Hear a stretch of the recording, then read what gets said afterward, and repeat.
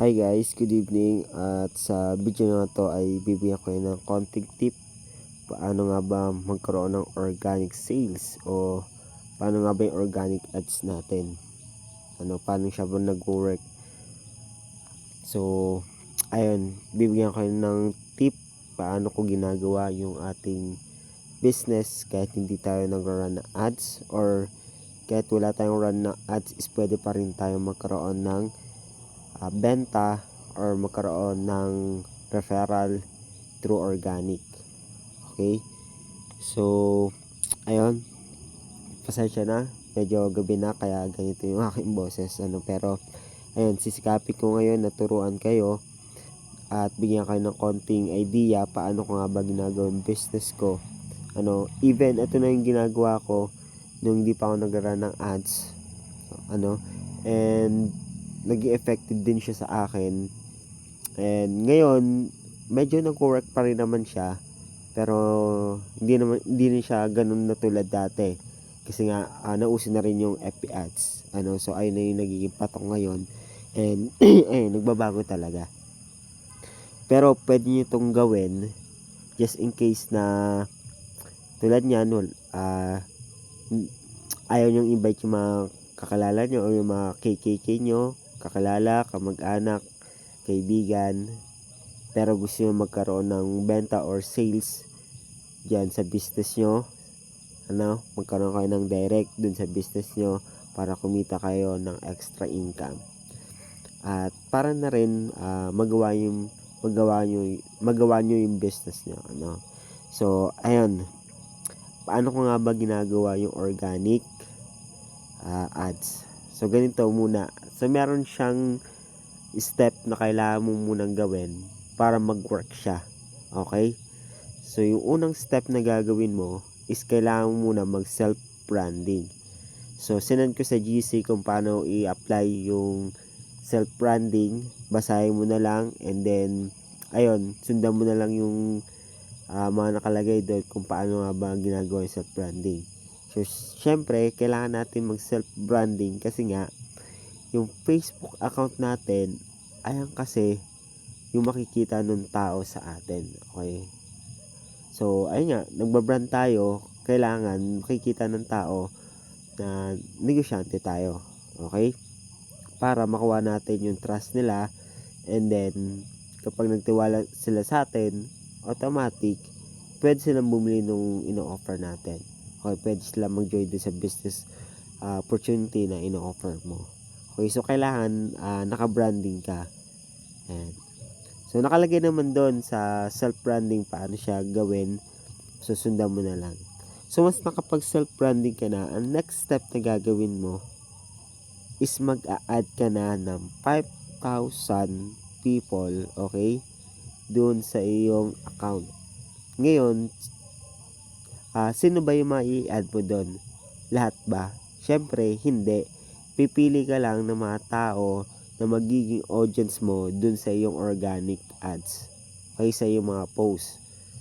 Okay? So, sila yung makakita nung post mo araw-araw nung ino-offer mo. Okay? Para, kumbaga, sila yung mga qualified na maging audience na bibili dun sa offer mo or magjo-join sa business offer mo. And ayun, para makabenta ka, kailangan masala mo na yung mga tao na makakita ng post mo. Okay?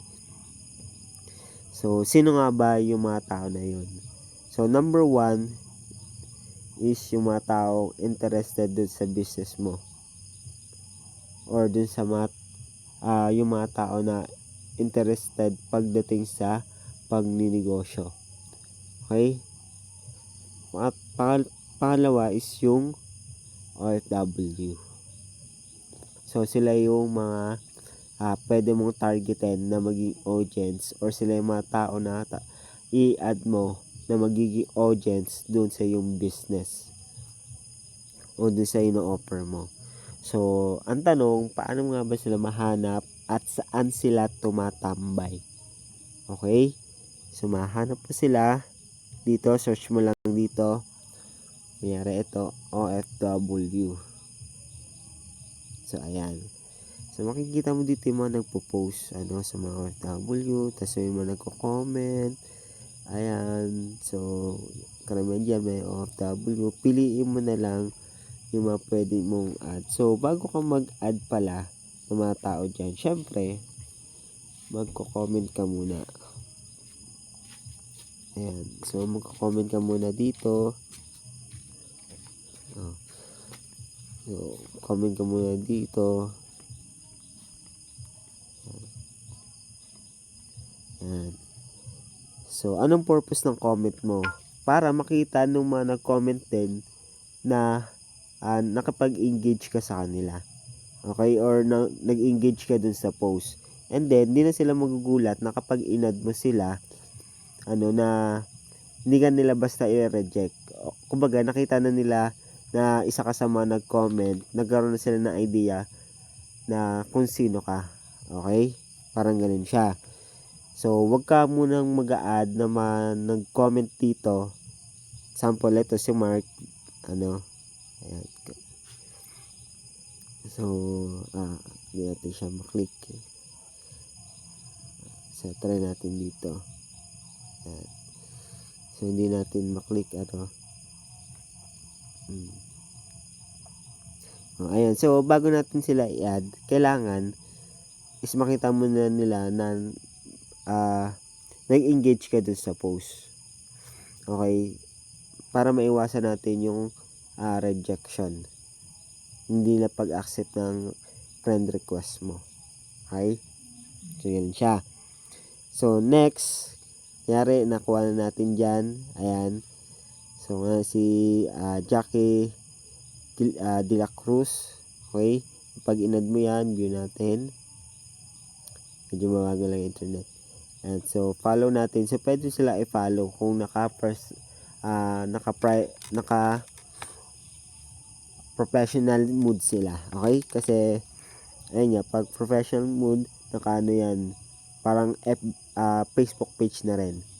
Okay? So, pwede sila i-follow. Yan. Yan lang. Exit tayo. Ayan. Ayan yung unang step para makuha yung mga audience mo. Pangalawang step is yung mga taong nasa mga influencer. Tulad ni Chinkitan, Boss Sanchez. Ayan. So, sino ba yung mga influencer na yun? Yung mga tao na nasa business industry. Yung mga pinag-uusapan is about money, investment, motivation, okay, yung mga pages na yan. So, nandun yung mga tao na quality pagdating sa business. Okay, yung pwedeng operan ng business mo rin. Okay? So, sila yung mga qualified. So, sample kay Chinkitan. Ayan. Punta ka lang sa page ni Chinkitan. Meron siyang 5.5 million followers. So, syempre, mga nagko-comment dito is yung mga interested pagdating sa financial literacy. Okay? Dahil ayun yung tinuturo ni Chinkitan about money. Okay? So, ganun lang din yung step na gagawin mo. Magko-comment ka lang dito. Okay? Na syempre, yung comment mo naman dito is yung related dun sa post. So, tingnan natin yung post. Ano ang katangian ng mga taong yayamanin na walang taong mahirap? Sa pag-isip ka lang, syempre, hindi tayo mag-isip, gagaya lang tayo, simple and humble. Ganyan. Lagyan natin smiling face. Ayan. So, nag-engage ka na, no? And then, pwede mo na sila i-add. Pag i-add mo sila, click mo lang. Ayan. Then, ito. So, tulad yan, follow mo lang sila. Ayan. Yan lang gawin mo. Then, once nag-post ka, automatic, makikita rin nila yung post mo. Ayan. So, ganun siya. Then, so, dito sa wall, dito sa ah, Facebook mo, dito ka na magpo-post ng iyong mga organic ads. So, hanap ka talaga ng ads na pwede mong i-copy or gumawa ka ng sarili mong ads about sa business offer mo. And then, ayun, so, kapag na-apply mo na siya, meron ka makukuha diyan na mga qualified or magjo-join din sa business offer mo or bibili ng product na ino-offer mo. So, ganun lang nag-work yung organic ad or ganun ko lang siya ginagawa. Okay? So, dati nagpo-post ako sa mga group pero ngayon is nababa na siya. So, ayun, hindi ko na siya ina-apply. So, eto na lang yung ina-apply ko pagdating sa organic.